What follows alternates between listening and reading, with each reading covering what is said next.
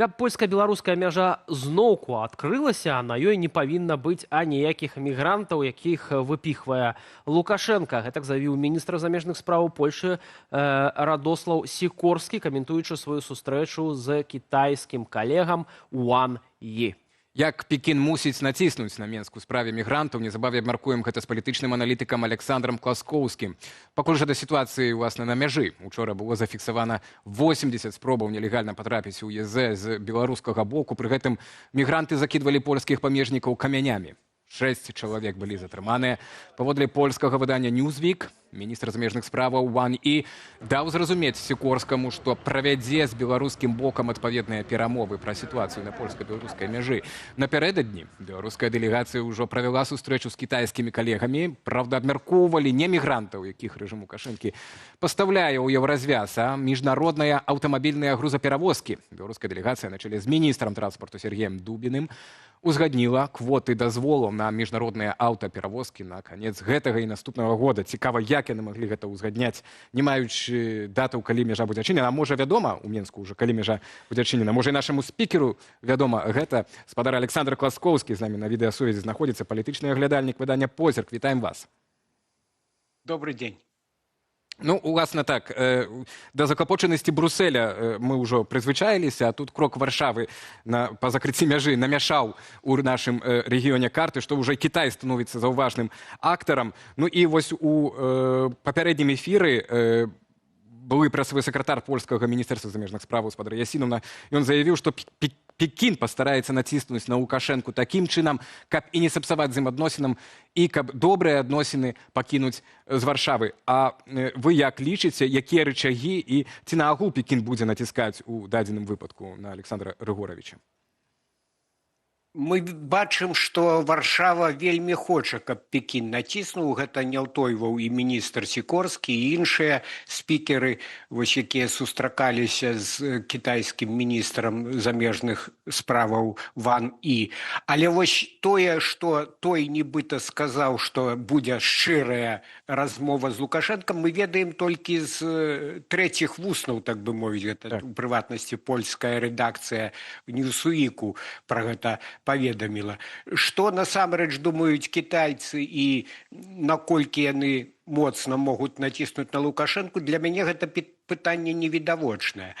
Таму што, глядзіце, тут сітуацыя, тут такая ідзе двухбакова вострая гульня, і страчвае, канешне, таксама польскі бок і ў эканамічным плане, і ў рэпутацыйным плане. Гэта такая гульня ва-банк. Варшава пайшла на наўмыснае абвастрэнне. Разам з тым, Кітай, ён так, для тое, што праз Беларусь ідзе большая частка, нават і львіная доля вось гэтых плыняў чыгуначных паміж Кітаем і Еўропай, гэта безумоўна. Але для самога Кітая гэта там ці толькі 2,5 ці 4 максімум, розныя эканамісты па-рознаму кажуць, адсоткаў ягонага грузапатоку ў Еўропу. А большая частка, як вядома, ідзе марскім шляхам. І ёсць такая інфармацыя, што ўжо шэраг кітайскіх фірмаў пачалі пераключаць пастаўку тавараў на іншыя маршруты. Ёсць яшчэ маршрут праз Казахстан і Каспійскае мора таксама.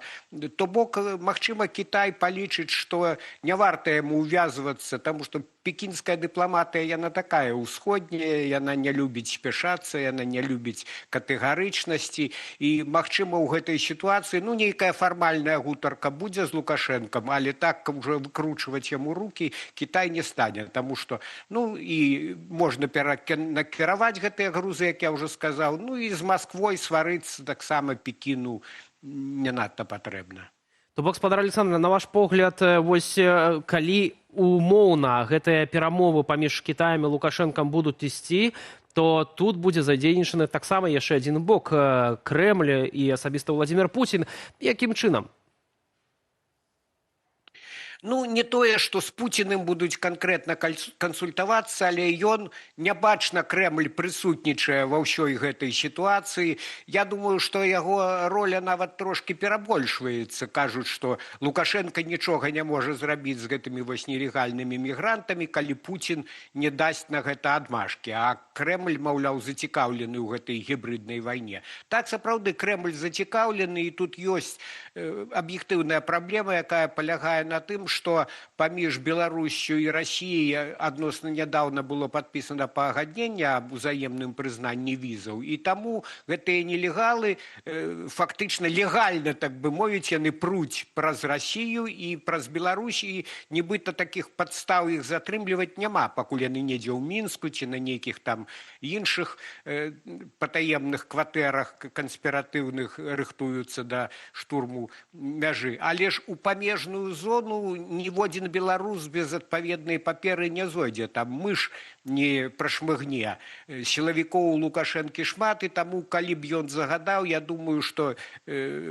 затрымліваць, не даваць гэтым мігрантам пераходзіць мяжу, гэта цалкам магчыма. І мы бачылі, што былі перыяды, калі Лукашенко хацеў неяк выглядаць лепей перад суседзямі падчас нейкіх там адказных мерапрыемстваў. І ў гэты час плынь мігрантаў рэзка скарачалася. Так што, я думаю, тут гэта сітуацыя шмат у чым у руках Лукашэнкі, і я дапускаю, што ён можа, канешне, ён такі, як мачо, як моцны правадыр, ён баіцца, кажучы ягонымі словамі, каб яго не нахілілі, так бы мовіць. Таму думаць, што заўтра вось ён рэзка перапыніць гэту плынь нелегальных мігрантаў, ці заўтра ён выпусціць пачобу, дай Бог, канешне, але гэта малаімаверна.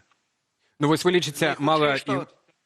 Так, малаімаверна, і што гэты крок Варшавы, гэта ва-банк. Так, паглядзім, што з гэтай гісторыі атрымаецца. Мы ж сёння мелі доступ так, да спадарні еўрадэпутаткі ад Польшчы і кіраўніцы дэлегацыі Еўрапарламента па Беларусі, спадарні Малгажату Гасеўскай. Вось давайце паслухаем, што яна кажа вакол гэтай спрэчкі, вакол польска-беларускай мяжы, наколькі Варшава гатовая стаяць у сваіх перакананнях, так і у сваіх ультыматумах да канца. Давайте. Ён дамагаецца зняцця санкцыяў. Ён дамагаецца наладжвання стасункаў і ставіць на кон такіх асобаў, як Анджэй Пачобут ці Алесь Бяляцкі, як найважнейшыя карты для гандлявання. Не так будзем размаўляць з рэжымам Лукашэнкі. Ужо не раз Лукашенко паказаў сваё сапраўднае аблічча. Ужо не раз былі спробы дамовіцца з ім. Яны заканчваліся заўжды адным і тым жа – чарговымі затрыманнямі. Не так будзе, кажа спадарня еўрадэпутатка. А вось як будзе, спадару Александр? Бо як вы ў цэлым ацэньваеце гэты крок Варшавы? Бо пакуль што мы маем негатывы, праблемы так, і з дастаўкай імпартаў Беларусь, і мабільнасцю беларусаў, якая і так была абмежаваная дагэтуль. Ці бачыце, што ў перспектыве гэты крок Варшавы можа станоўча адбіцца на беларусах, на Беларусі? Гэты крок, шчыра кажучы, выглядае супярэчліва. З аднаго боку можна зразумець палякаў, у якіх, як сказаў міністр Сікорскі, проста ўжо перапоўнілася чаша цярпення, таму што спіс прэтэнзій да беларускага рэжыму, да рэжыму Лукашэнкі, ён сапраўды вельмі вялікі. Тут можна згадаць не толькі турэмнае зняволенне Анджэя Пачобута, але і нядаўні вось гэты арышт польскага манаха, нібыта за шпіянаж, і ранейшыя такія нядобрыя справы беларускай улады, і руйнаванне вось тых могілак салдат арміі краёвай, і польская справа, калі там цэлы шэраг людзей, этнічных палякаў, прадстаўнікоў польскай меншасці ў Беларусі былі затрыманыя, і закрыццё польскіх школ і гэтак далей. Так што тут рэестр вельмі вялікі, і натуральна, што рана ці позна Варшава павінна была пайсці на нейкія рашучыя крокі. Але з іншага боку, як я ўжо сказаў, тут цярпіць і эканамічны інтарэс самой Польшы і іншых краін еўразвязу, цярпіць рэпутацыя Польшчы, таму што яна мае пэўныя абавязкі перад тым жа Кітаем і перад сваімі заходнімі суседзямі. Ну і потым гэта ж ударыла па простых людзях. Я маю на ўвазе і пасажыраў, і тых кіроўцаў фураў, якія не могуць перасекчы мяжу, у тым ліку болей за 1000, здаецца, каля 1500 польскіх фураў на гэтым баку мяжы апынулася. Так што гульня такая, гэта двухбакова вострая. І тут няўдзячная вельмі рэч даваць нейкія прагнозы. Ну, у найгоршым выпадку, калі вось абодва бакі будуць зачата стаяць да апошняга, і Кітай надта не захоча ўмешвацца, гэта можа быць на нявызначана доўгі тэрмін. Але рызыкну зрабіць і болей аптымістычны прагноз, не выключаны варыянт, калі цягам некалькіх тыдняў або месяцаў усё ж такі будуць нейкія зрухі. Глядзіце ж, вось, што тычыцца, напрыклад, Пачобута, што тычыцца гэтага польскага манаха Гаула, то Лукашенко, канешне, можа ў сваёй манеры гэта зрабіць. Тут жа ідзе вялікі тренд перамоваў з амерыканцамі. І наколькі я ведаю, з такой інсайдерскай інфармацыі, Вашынгтон ставіць задачу да Новага года вызваліць усіх вось гэтых палітычных закладнікаў. Прычым Лукашенко і іншаземцаў у вялікай даволі колькасці выпускае. Таму ён можа гэта падаць як дыялог, шплён дыялогу з Амерыкай, а не як саступку палякам. Што вось з гуманных меркаванняў, патлумачыць натуральная ягоная сакратарка Эйсман, правитель вырашыў памілаваць такіх і такіх людзей. Так што я дапускаю, што вось гэтыя персоны могуць быць выпушчаны. Лукашенко можа ў пэўнай ступені знізіць ціск мігрантаў на мяжу, тым болей, што ўжо наступае халодны сезон, і проста заўжды і ў папярэднія гады зімой было меней гэтых мігрантаў, бо ім таксама холадна. Так што вось гэтыя крокі могуць быць зроблены, і гэта прагноз адносна аптымістычны. Я думаю, што палякі, якія таксама, як я ўжо падкрэсліў, залежаць ад Кітая, яны могуць чыгуначнае менавіта злучэння аднавіць. А вось што тычыцца пасажырскага пераходу, то ён можа застацца зачыненым. І, канешне, гэта будзе тая сітуацыя, якая задаволіць Пекін, якая задаволіць Лукашэнку, бо пакуты людзей яму недарэчы. Ну і Варшава такім чынам пакажа, што яна не надта паддалася, а толькі часткова пайшла на нейкі кампраміс. Так што, на жаль, можа быць у перспектыве такая сітуацыя, калі вось абсалютна невінаватыя простыя грамадзяне будуць цярпець гэтыя пакуты і дабірацца там да Варшавы праз Літву і нават праз Латвію. Я чытаў сёння, што ўжо з Мінска пускаюць аўтобусныя маршруты на Варшаву праз Латвію. Вось. Ну а разам з тым Лукашенко ўвесь час падвышае стаўкі. Бачым пра тое, што акурат у гэтым кантэксце ён напярэдадні ўзгадаў імя Анджэя Пачобута і таксама казаў пра тое, што неабходна ў школах ледзь там не прывіваць са школьнай скам'і нелюбоў да палякаў. І, спадар Александра, на ваш погляд, ці Варшава таксама не будзе цяпер яшчэ больш падвышаць стаўкі, што яшчэ можа зрабіць, каб зачапіць Лукашэнку? Ну, тут цяжка ўжо болей зрабіць. Я думаю, што для Варшавы гэта не ёсць нечаканасцю, таму што ёсць нейкі асабісты эмацыйны складнік у Лукашэнкі. Ну, можа таму, што ён падхоплівае расійскія наратывы, а у Расіі, у імперыі гэта спрадвечная нянавісць да палякаў, да каталіцызму, гэта для іх такія экзістэнцыйныя ворагі. Ну і Лукашенко за Пуціным паўтарае гэтыя наратывы. Плюс гэта і яму таксама выгадна, таму што вось гэтымі страшылкамі ён стварае атмасферу аточанай крэпасці. Ён жа неаднойчы ў прыватнасці казаў, што ў Варшаве спяць ды мараць вось палову Беларусі адабраць, што гэтыя ўсходнія крэсы яны хочуць зрабіць рэванш і далучыць да сябе гэтыя тэрыторыі. Хоць, як вядома, калі там нехта і кажа, то гэта ўжо зусім такія адвязаныя маргіналы, а палітычны істэблішмент не дапускае такой рыторыкі і такіх планаў тым болей. Так што тут, вось, калі казаць пра гэту імпрэзу, так бы мовіць, на дзень так званага народнага адзінства, тут вось проста антыпольскі пункцік Лукашэнкі яшчэ ва ўсёй прыгажосці ў двукоссі выявіўся. Ну і, канешне, гэта страшна ўвогуле увогуле, таму што ён заклікае фактычна да татальнага замбавання, пачынаючы з юнага ўзросту. І калі ён кажа пра нейкія рэчы непрыемныя, што былі ў гісторыі, пра дыскрымінацыю, напрыклад, беларускага насельніцтва ў даваеннай Польшы, так, гэта было, і была гэтая турма ў Бярозе, Картузскай, і гэтак далей, але ж ён не кажа, што паралельна існаваў ГУЛАГ, дзе гнаілі людзей, і што ў 1939 годзе не ў рай потрапілі беларусы з заходняй Беларусі, яны потрапілі ў сталінскае пекла. Таму, калі ўжо варушыць гісторыю, то трэба поўную карціну маляваць, але Лукашенко і ягоныя падначаленыя, яны падгінаюць гісторыю проста пад свае такія гнюсныя кан'юнктурныя патрэбы, я б так сказаў. Спадар Александр, ну вось мы ў чаце пытаемся нашых аўдыторый, гледачоў, ці пойдзе Лукашенко на саступкі Польшы пад ціскам Кітаю.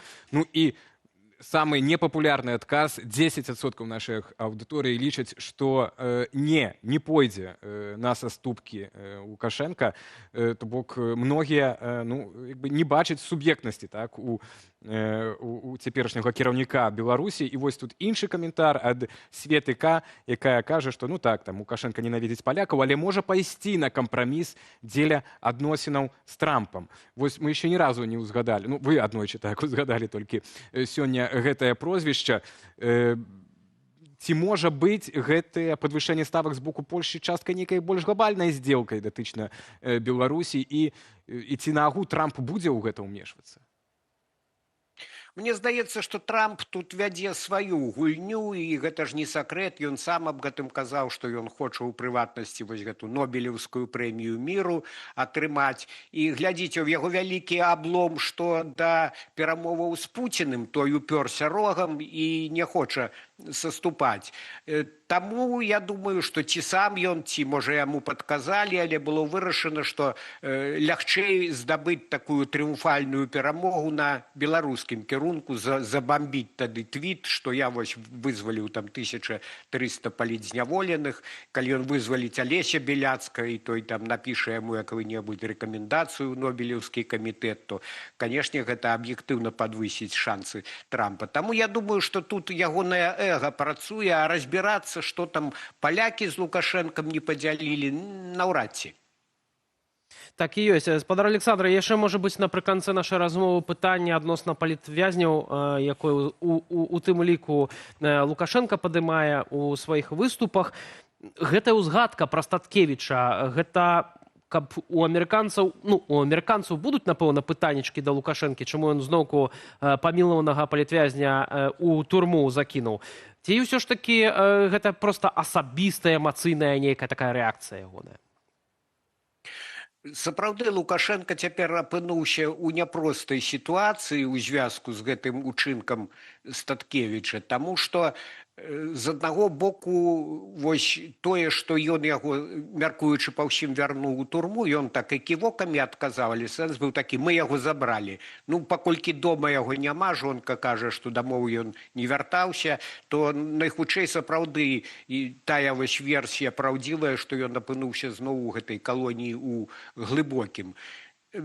І гэта, канешне, кепска, гэта псуе ўсю гульню з Вашынгтонам, таму што вось гэты так званы гуманізм, хоць у яго ніхто не верыў, ну, але здавалася, што Лукашенко там за запчасткі для свайго Боінга ўсё ж гатовы выпускаць палітвязняў. А Лукашенко яму, а Статкевіч, прабачце, яму ўсю гэту гульню паламаў. І тут пакінуць яго на волі, гэта значыць скарыцца, гэта значыць прызнаць сваю паразу, і потым гэта будзе прыклад для астатніх. За Статкевічам могуць і іншыя паставіць пытанне рубам, і тады з гледзяшча Лукашэнка ў Беларусі ўжо пачнецца поўны кавардак.